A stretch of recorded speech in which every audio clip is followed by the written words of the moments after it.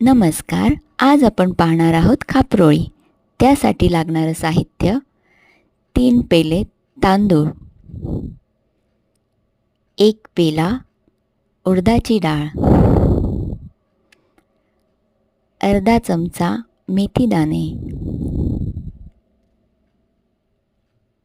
आणि अर्धा पेला चणा डाळ. हे मिश्रण व्यवस्थित धुवून 4 तासासाठी भिजत ठेवावे.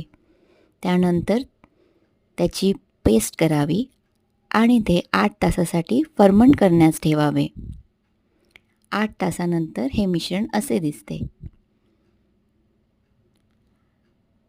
यानंतर यामध्ये थोडीशी हळद आणि मीठ घालून मिश्रण व्यवस्थित मिक्स करून घ्यावे आणि एका पॅनमध्ये तेल लावून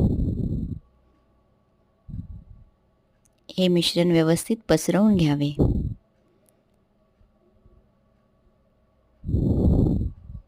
छोटे छोटे असे त्याचे पॅनकेक्स बनवून घ्यावे.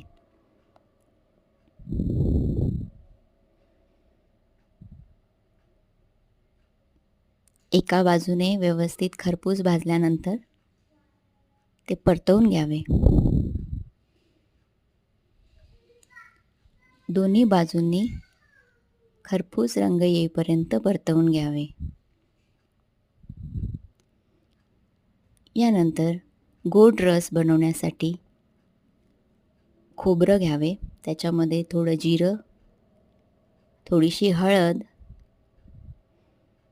थोडंसं मीठ, 4 वेलची, थोडंसं जायफळ किसून घ्यावं आणि पाणी ओतून त्यामध्ये मिक्सरमधून वाटून घ्यावं.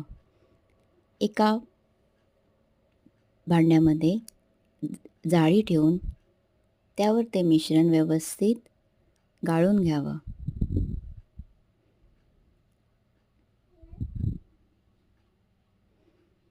अशा प्रकारे त्यामध्ये आपण गूळ घालून घ्यावा. अशा प्रकारे तयार आहे खापरोळी. धन्यवाद.